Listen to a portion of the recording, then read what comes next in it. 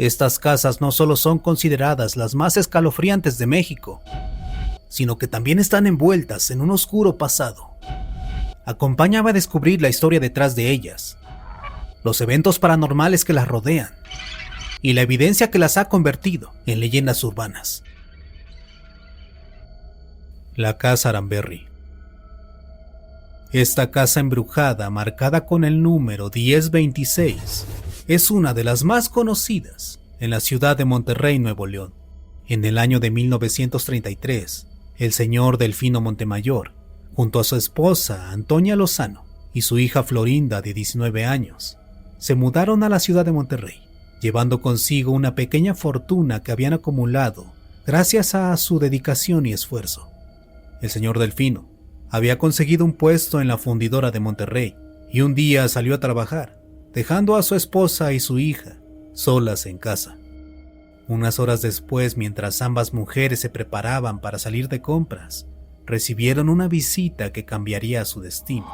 Gabriel, el sobrino de la señora Antonia, había ingresado al domicilio junto con 4 hombres más, con el fin de interrogar a la señora Lozano y tener información de dónde se encontraba la fortuna que se decía que ellos poseían.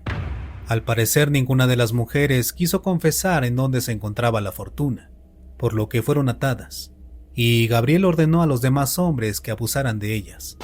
Por más súplicas y lamentos, Gabriel no tuvo compasión y terminó decapitando a ambas mujeres. Salieron con una enorme cantidad de objetos valiosos, dejando únicamente como testigo a un loro, que observaba con ojos atentos y curiosos lo que sucedía desde su jaula. En la tarde, cuando el señor Delfino llegó a su casa, se encontró con una escena espeluznante. Su esposa e hija se encontraban en el suelo ya sin vida. Únicamente sus rostros podían expresar las atrocidades que habían vivido.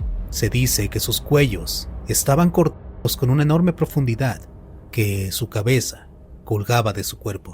Cuando acudieron las autoridades, pudieron notar que las cerraduras no habían sido forzadas, lo que les hizo pensar que los asesinos probablemente eran personas que conocían a las mujeres.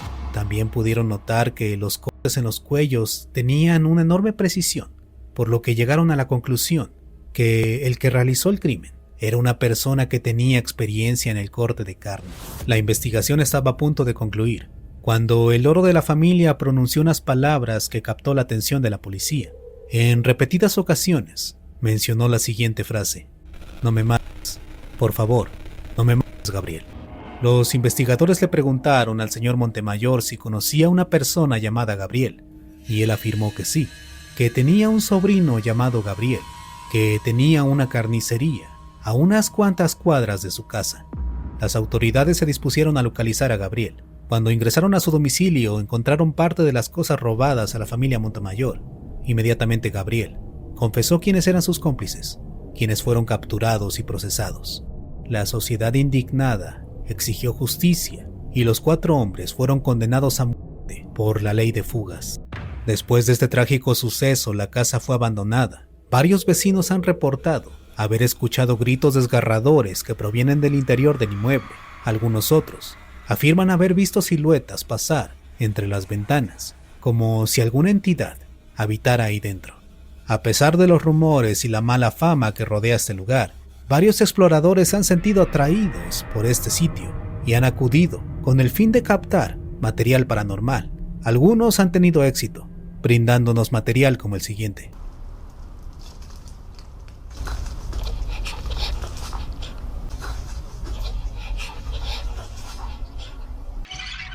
Se escuchó algo dentro, aquí sí, como un vidrio. Uy.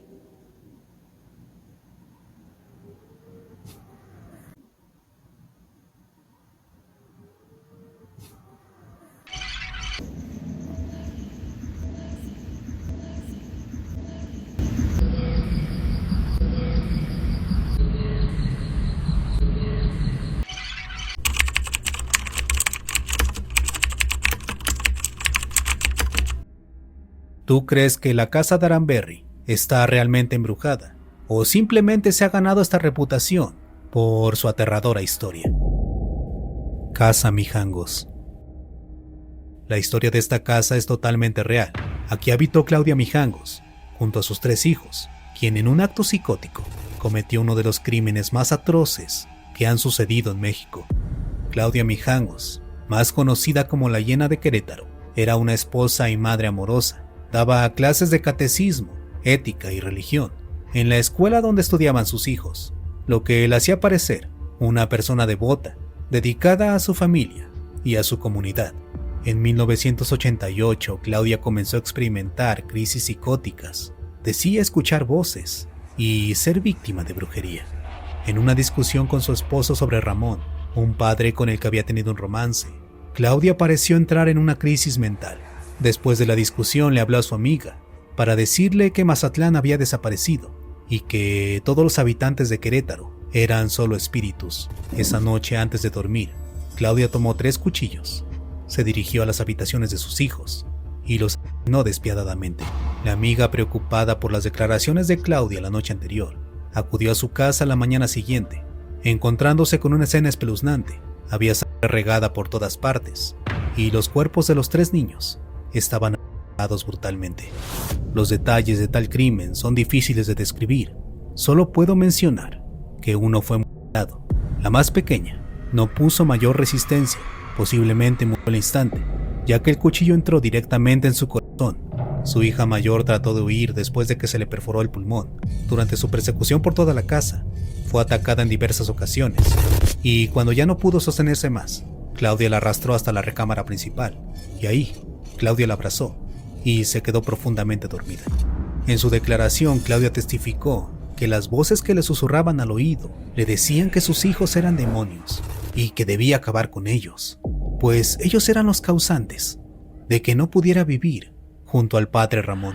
La Hiena de Querétaro fue diagnosticada con esquizofrenia y fue recluida en un pabellón psiquiátrico. Permaneció ahí hasta abril de 2019, cuando se le otorgó su libertad, con la condición de someterse a un tratamiento riguroso y una revisión constante, ya que su salud mental sigue siendo frágil.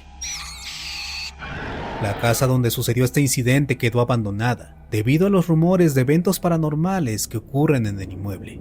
Los vecinos han reportado haber escuchado voces, pasos y gritos aterradores que provienen del interior del inmueble, lo que ha generado un ambiente de temor y miedo en la zona. Además, algunas otras personas han reportado haber visto asomarse niños por las ventanas. Esto ha alimentado más su terrible reputación. Después de ser explorada por diversos creadores de contenido, la casa ha sido escenario de varias investigaciones paranormales que han logrado captar evidencia de supuestos fantasmas. Entre estas evidencias, una de las más populares es una psicofonía, donde se escucha la voz de un niño pidiendo ayuda.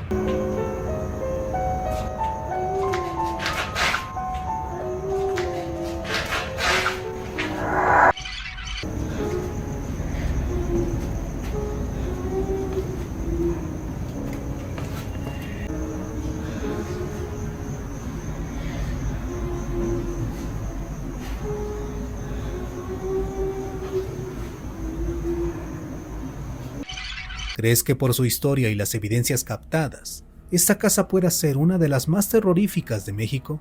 Te leo en los comentarios. La Casa de la Moira. Cuenta la leyenda que un niño llamado Marco jugaba tranquilamente en su vecindario cuando escuchó unas voces provenientes de una casa. Estas voces llamaron su atención. La casa ya era un lugar misterioso para él. Su fachada era totalmente negra, lo que la hacía destacar del resto de las casas que la rodeaban. Al acercarse más a la casa, Marco notó que la puerta estaba abierta. Entonces aprovechó para ingresar al domicilio. Una vez estando dentro, su curiosidad se intensificó cada vez más, pues pudo percatarse que aquellas voces que había escuchado provenían del segundo piso. Con un ritmo pausado, subió las escaleras lentamente, manteniendo sus ojos fijos al pasillo superior, hasta que finalmente se encontró frente a esta puerta, que parecía que lo estaba invitando a pasar. Sin perder ni un instante, Marco abrió la puerta, pero lo que vio en ese momento cambió su vida para siempre. Una persona, en específico un hombre, se mecía de una cuerda, amarrada a su cuello. El pequeño Marco salió corriendo de la casa. El miedo se apoderó de él.